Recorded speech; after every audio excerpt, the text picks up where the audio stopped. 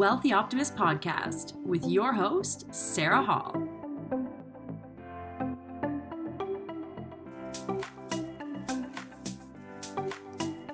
Hi everybody, I'm your host, Sarah Hall, the Wealthy Optimist, and today we're going to be talking about motivation and a lack thereof and how we can get it back. If you've noticed over the pandemic, it's been ongoing now for a few years. You can even see through my own inconsistent patterns of podcast posting that I've been struggling a lot with motivation myself. And you'll have noticed, I'm sure, that you feel it in your own sense of self. Maybe you're unmotivated to work or unmotivated to work on your own projects. Maybe you're finding yourself unmotivated to go out with friends, to meet up with family, to go to the gym, unmotivated to do the things that you used to love. And the problem with this is that it becomes a vicious cycle. It becomes a vicious cycle because motivation isn't something that strikes us and then we have the energy to go and do the things we need to do. Motivation is something that is built up through habitual actions. And a lot of people get that confused. And so the more that we have done less throughout the pandemic, the less motivated we have trained ourselves to become. And that is why you will find yourself sitting and staring at your screen, wondering, why can't I get myself to do this, finish this book that I've been writing? Why can't I get myself to forget writing the book? Why can't I get myself to write a paragraph? Why can't I love going to the gym. I know going to the gym makes me feel great. Why can't I make myself go there? And you'll find yourself maybe on Monday or Sunday night, Monday morning, getting all reared up for the week ahead and planning out your goals and saying, this is what I'm going to do. I'm going to do this and this and this and this week. And I'm going to make sure I go to the gym 3 times. And I'm going to, write 2,000 words for my book a day. And I'm going to, excel at my job. And I'm going to make sure I go and have 2 dinner dates with friends. And, you might set all these goals for yourself. And then as the time comes for those dates that you've scheduled for yourself to actually do, you will feel like this overwhelming sense of unmotivation, that you don't want to do it, that you can't do it, that you don't feel focused, that you don't feel driven. And it can be very frustrating to wonder, how do I get out of that? And I'm going to tell you how. You have got to start by, first of all, stop being so hard on yourself. The number one thing that people have been doing over the pandemic is beating themselves up because they don't feel like they are doing enough. And although you may not be doing what you used to be doing, you've also just survived a worldwide global pandemic. So give yourself some credit that you are still here, that for the most part, your mental health is intact. I know I've struggled myself, and many clients I've worked with have had some moments where we've been thinking like, this is it. But yet we're all still here, So if you're listening to this, give yourself some credit. You're here. You've sought out a podcast about motivation and about how to get motivated again. So don't be hard on yourself and thinking, why haven't I done this yet? Why am I not where I need to be yet? Because that is the worst possible thing that you can do for yourself. And in order to get motivated, you actually have to start doing the things that you want to do. That's the only way. That's the catch. So your brain works in a cycle. So we have a cycle of reward system within our brains, all right? So you do something and you get a hit of dopamine from doing it, right? Something that you love, or feeling some sense of achievement or pride in something that you do. And then it goes into another cycle where you're seeking out that reward system, right? So you want the dopamine, you get the hit of dopamine, and now you're looking for the next hit of dopamine, right?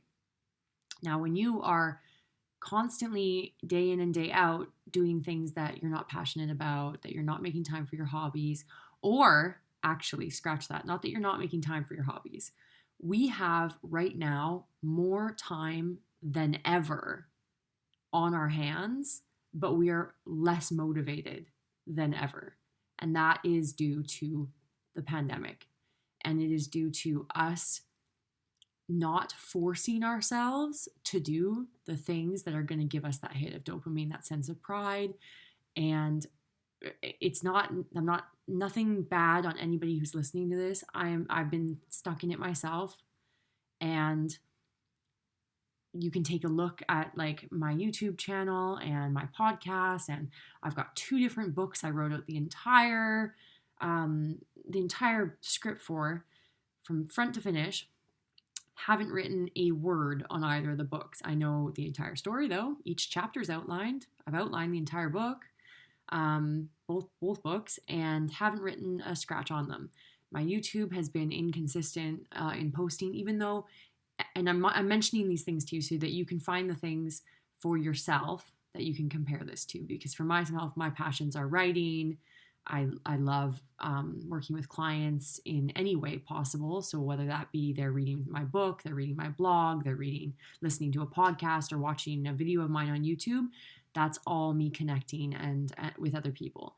And so those passions of mine have been put on a sideline. And not for lack of trying, but for lack of drive, for lack of me feeling and being able to do the things that make me happy. And so think about what it is that are the things that you love, and get out a piece of paper, write down some of the top things that you really love, right? And so for myself, like I said, you'll notice my YouTube channel will have spurts where, you know, I'll edit like 6 videos, and and you should see me in that state too when I'm at home and I edit that first video after 6 months of not editing any, and I'm like, oh my God, I love this. This is so much fun. I love doing this, and it gives me so much joy, and it sparks joy, and I'm like, aha, an aha moment, right? And then I will edit 5 more videos, and then I will post them, and then I will go into my unmotivated slump again. And for a long time I was thinking, like, is this depression? Like, what is this? And it's not. It is just that I work also a full-time job, and that takes all my energy throughout the day.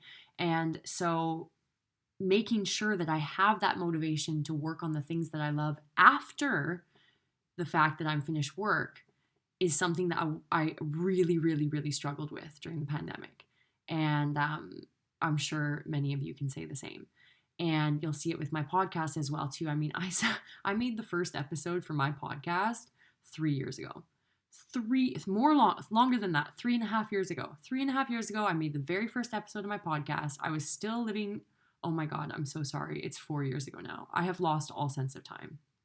I've lost all sense of time. I don't know what year it is. The pandemic has stolen my memories. Who can relate? Yeah, it was 4 years ago. I was still in Vancouver, and I had just gotten back from Cambodia, and I was gearing up to go on my solo traveling trip, where I went solo traveling for 5 months, and had the time of my life. It was amazing. And I was gearing up to that, and I started a podcast. And so I recorded that first episode 4 years ago. And then I didn't record another episode for about a year. And then I recorded several episodes. And then I didn't record any more episodes for about another year.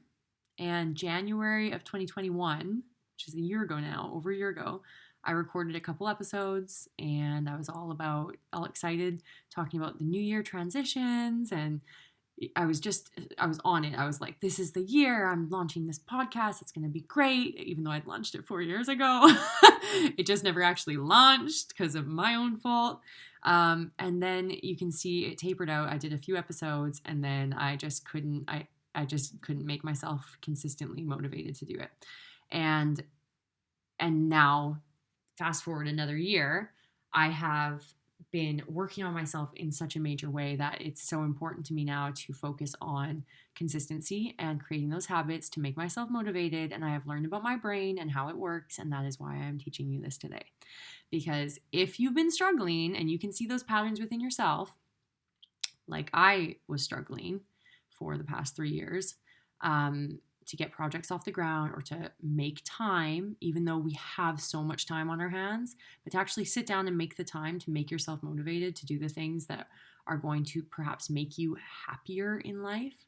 Because I'm going to be very honest with you, nobody is genuinely happy in their life when they're just waking up, going to work, working all day, coming home and sitting on the couch and then watching Netflix and then going to sleep and then lying in bed, worrying about the next day and questioning everything in their existence, and then sleeping and then waking up, going to work, working all day, coming home from work, watching Netflix, going to sleep, and having an existential crisis again. Nobody is genuinely happy in their life when they are doing that. It is not a healthy cycle, and it's not good for your mental health. The things that make you motivated and consistently happy are the things that are going to bring you joy. And so in order to motivate yourself, you need to get started. You need to have that list. So what did you put on your list? What is something that you love? Is it golfing? Do you absolutely love golfing? Is it swimming? Did you always want to learn how to dance in some kind of, tango class? Did you want to, become a professional boxer? Whatever it is that your goals are. Did you want to learn taekwondo? You want to get a black belt in karate? I have clients who come to me and they say, I'm in my 40s now. I've always wanted to get a black belt and it's just not attainable. And I sit with them and I literally Googled myself to see, well, how long does it take to get a black belt? Okay, well, you can get one belt every 3 months for the first couple of belts. And then you can get basically one every year for the next couple of belts. So in, 7 years, he could have a black belt in any martial art. Timelines vary, so don't quote me exactly on that. But, and then he started doing it. And you know what? He got his, I think it was the blue belt first, and then he got his brown belt, whatever the first two are. I don't remember, because this was a few years ago. And he was the motivation that he had once he actually started going to those classes, and he worked full time. He worked 65-hour work weeks. Like, he was also giving me all these excuses like, oh, I don't have time for it. I wish I had time for it. Yeah, I can see what you mean. The time's going to go by anyways. And, in 5 to 7 years from now, I'll still be here. I'll just won't have my black belt, but it was an experience that he'd always wanted. So, I encouraged him to go for it, and he ended up finding the time for it. And he would go very early to a very early class one day before work every week, and he would go to a Saturday class on the weekend, and that was his one day off. And when you're working that much and you find time to do it, he got into the rhythm. And at first he told me it was very hard, because making himself get up super early on a day when he knew he had to work long days, because he worked in the restaurant industry, and that can sometimes be 12-hour days, well into 2, 3 in the morning. So getting up super early and going to a class, then working those long shifts, and then sacrificing, which is what it sounds like, your only day off to go to a class, can also feel like really difficult. But a few weeks after doing it, and he's getting the training, and then in another 2 months, guess what he gets? His first belt, his first level of achievement. And that sense of pride that he had on our call after that was absolutely life-changing for him, because it showed him that he had, first of all, the consistency. He did have the time, and he became more motivated than ever to achieve those levels faster. And what he did then with that motivation, because he's getting that dopamine hit, right? So he goes to the class, first it's kind of hard, but he keeps going consistently twice a week. And then he does that for a few months, gets his first belt, right? Now he's feeling super motivated. He's talked to his instructor. He learns that, hey, if I go an extra day a week, I can get my next level faster. So what does he do? He carves out the time in his busy schedule to make time for something that he loves, that he gets energy from, that he enjoys, that he feels a sense of pride from, and something that makes him grow as a person and connect with other people, because now he's part of a team. There's a whole class of people who are working on their goals to get their black belt with him, so he's part of that community. So it's an entire sense of belonging that he now has in his life, which not only makes him happier on that aspect, but it makes him a better employee. It makes him more driven in his work. It makes him a happier and prouder father and husband because he has drive. He's doing stuff for himself. Now he is able to have more energy because he's become much more fit physically and mentally stronger. So he has that energy to be able to go and do more things with his kids on a regular basis. He's carving out more time for his family out of his work schedule. And who knows where he'll be, 5 years from now. Maybe he'll have loved it so much that he'll have retired from working in the restaurant industry and he'll have opened up his own taekwondo school. Who knows where something that you're passionate about could take you if you actually apply yourself and take the time to make yourself motivated to do it. And I also get a lot of people coming up to me and telling me in our conversations that they think it's too late. They're like, oh, it's too late. I can't do that. Even like I myself struggle with this. I used to struggle with this more, obviously, before I learned that it's never too late. I used to put so much societal pressure on myself to, especially with acting. Acting was one of the things. So acting is something I love, but acting I put a lot of mental stress on myself about because I used to look at these actors who were in TV series or in movies and they were very young and, they're in their, they're 17, 18, 20, 23 years old, 25 years old and they've made it. Like by 25 years old, they're millionaires, they're well-known household names. And, when I was in my early 20s, I was thinking, oh my God, like I'm so far behind, I'll never make it because now, I'm getting older. Oh my God, nobody's gonna want me. Like I'll never land those roles, and I put all this societal pressure on myself. And when you do that and you say, it's too late, you're only hurting yourself. And it is never, ever, ever too late. And 2 examples I want to use for you here to show you about how it's never too late is one, Samuel Jackson, who became famous and a household name, at least across America, in Canada. And I'm sure people, I'm in the UK right now, so in London, I'm sure they all know who Samuel Jackson is. But he became famous in his 50s. In his 50s, okay? And he's Samuel Jackson. Come on, right? So that's one example, all right? My other example is my favorite. One of my go-to examples is J.K. Rowling. Now, J.K. Rowling, she is just a phenomenon. I mean, first of all, she's the only author in the history of the universe, as far as I'm concerned, it's universal, to ever have earned $1 billion off of her writing career. $1 billion! She's a billionaire. She's the only author who is a billionaire.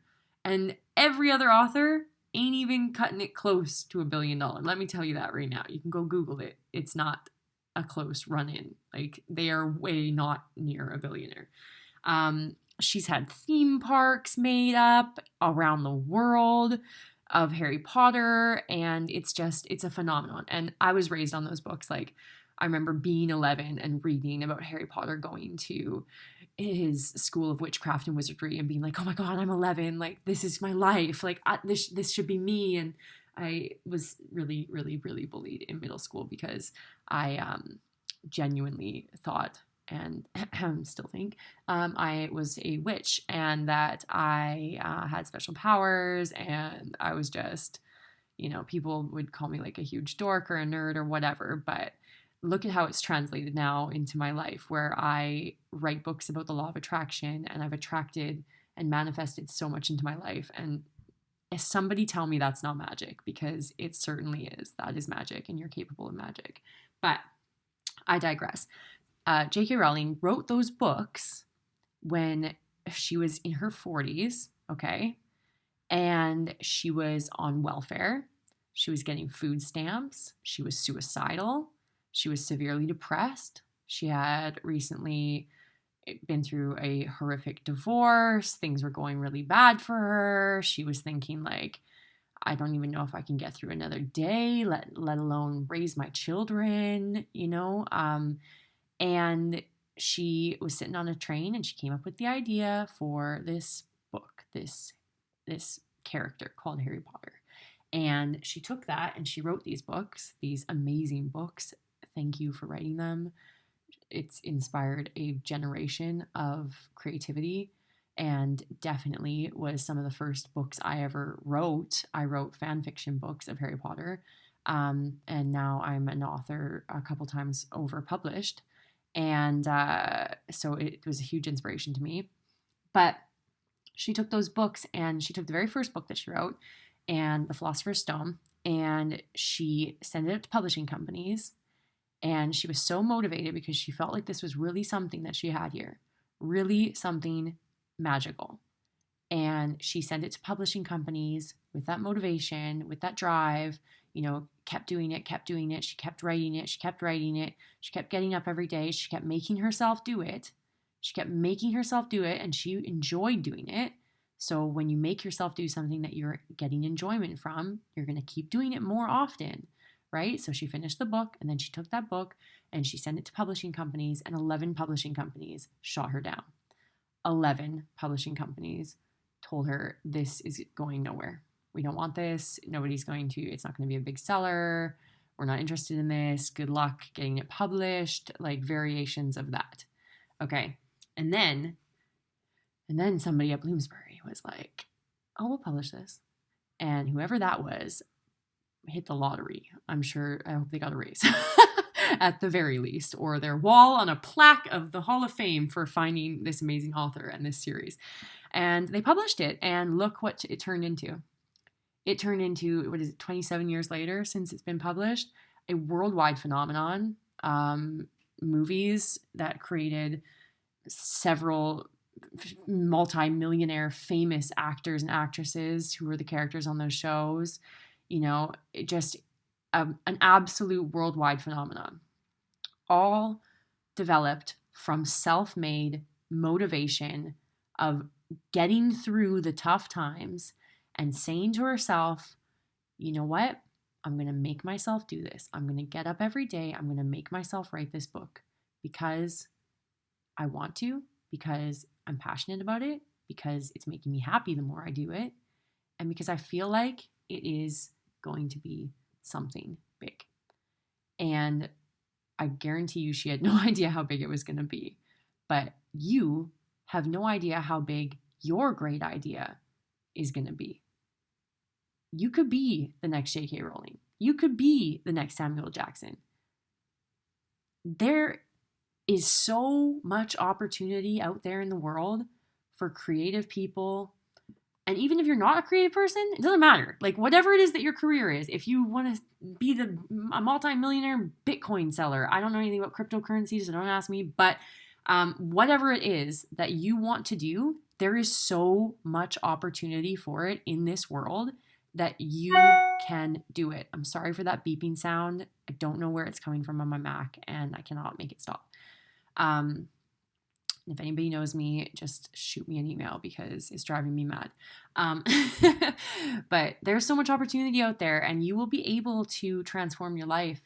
You just got to take the first step. You got to take the first couple of steps. And there's a reason why they say that building a habit takes 21 days of doing it consistently. And it's because we're rewiring the structure of our brain to get that dopamine from that new source, that new habit.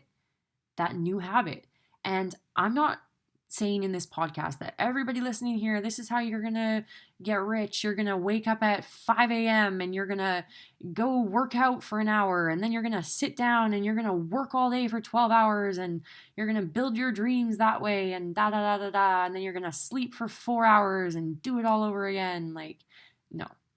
That is the way to a mental nervous breakdown, and it is off. Honestly, I like to call it toxic positivity. It's pushed a lot it used to be pushed more often, but during the pandemic, it's kind of teetered off that's actually not the way that entrepreneurs need to build their lives. But what you are going to do is you're going to carve out some time. You're going to look at your calendar for the next month. Right now, we're at the beginning of a brand new month. It's March 1st right now. Tomorrow's my dad's birthday. Happy 65th birthday, Dad, who probably will never hear this, but everybody say happy birthday to my dad. His name is William. He's amazing, and I love him to pieces. But it's March 1st, and on March 1st in my family, we have a saying, we go, white rabbits, white rabbits, white rabbits. And that means that you're going to have luck for the rest of the month. So go ahead and say that right now, white rabbits, white rabbits, white rabbits. And then after that, and after you're done listening to this podcast, pull out your calendar and have a look at it. And have a look at where you can block out time that is focus time for yourself, not for work, not during work hours, not during family time, not waking up earlier than you need to, because that's honestly going to make you miserable. I've been there. I've tried it. I've, read all the books about getting up at 5 a.m. and all this. It's not for everybody. Trust me. And there are better ways around it, Find that time. You'll find it naturally in your schedule, and make a commitment to yourself. Make a commitment to yourself that you are going to get yourself motivated and stop waiting for motivation to come. Mel Robbins said it, and I love it, and I'll say it on here. Nobody's coming to save you. You have to save yourself. And that is so true.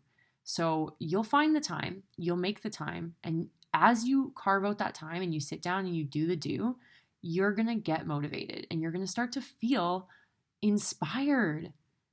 Now, the key is to keep going, keep pushing through that, keep pushing onwards.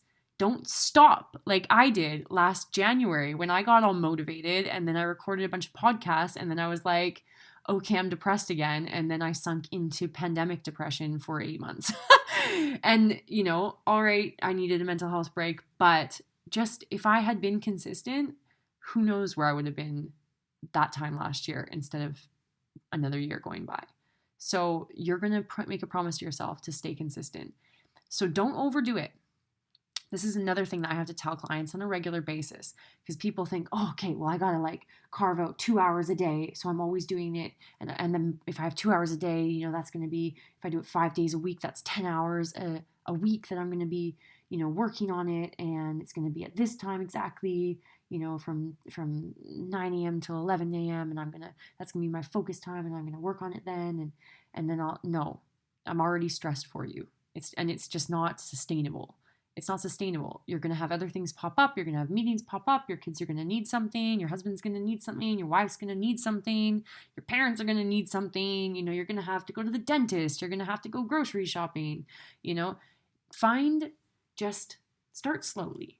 Okay. Find twice a week, just like my client that I told you about who wanted to get his black belt, carved out twice a week.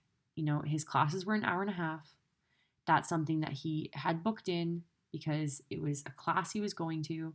And if yours isn't a class that you're going to be going to and you can't book it in that way, then that's what your calendar's for. You're going to book in an hour and a half or an hour, if an hour and a half is too much, twice a week, where that is just you turn off your cell phone, you lock yourself in a closet at your house, you tell your family to leave you the F alone, and you work on something that is going to change your life. And that is how your motivation is going to get started. It's not going to happen over the first week or 2 weeks or 3 weeks or month. It's going to happen after a month or 2 or 3 of consistently every single week going and locking yourself in that closet or going to the cafe or wherever it is that you're going to do this focus time. Doing it. That's where the motivation is going to come. And that's where the inspiration is going to kick in. And you're going to see it. You're going to feel it.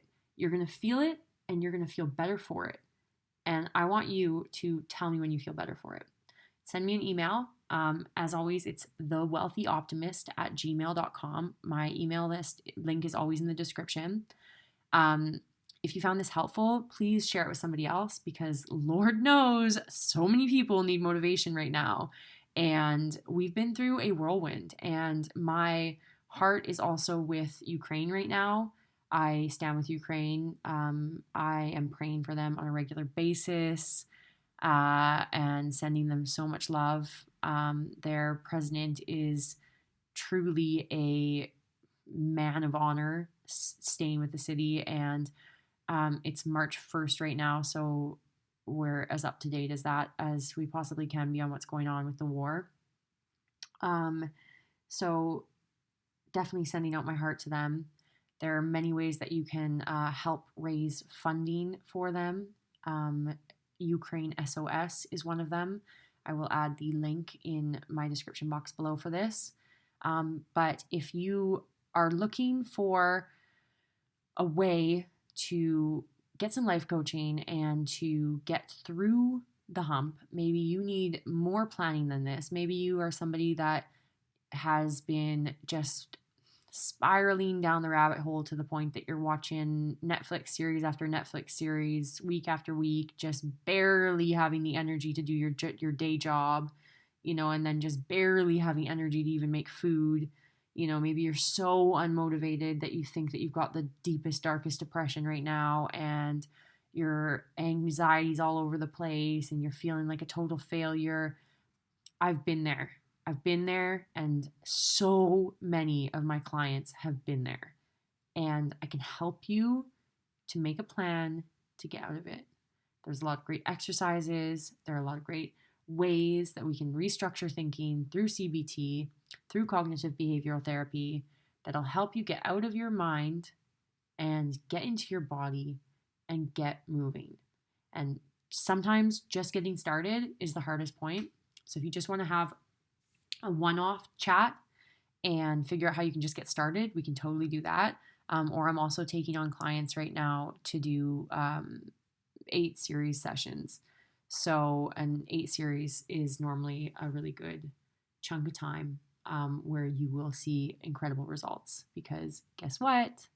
It's consistent. It's consistency. And perhaps you getting motivated can be you talking to a motivator for 8 series of sessions. All right. So thank you so much for listening. I hope you enjoyed the episode today, and I will speak with you all real soon.